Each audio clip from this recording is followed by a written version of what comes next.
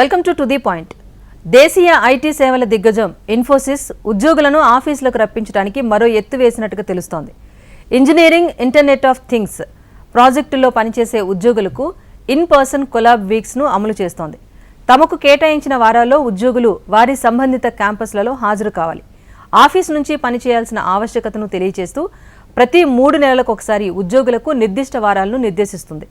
గత ఏడాది నవంబర్లో ప్రవేశపెట్టిన హైబ్రిడ్ వర్క్ పాలసీ ప్రకారం ఇన్ఫోసిస్ ఉద్యోగులు నెలకు కనీసం 10 రోజులు లేదా త్రైమాసికానికి 30 రోజులు ఆఫీస్ నుంచి పనిచేయాల్సి ఉంటుంది.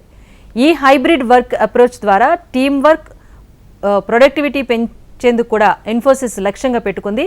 ఇక బేస్ లొకేషన్లకు దూరంగా ఉన్న ఉద్యోగులు ఈ వారాల్లో డెవలప్మెంట్ సెంటర్లకు తిరిగి వచ్చేలాగా ప్లాన్ చేసుకోవాలని కూడా కంపెనీ కోరింది.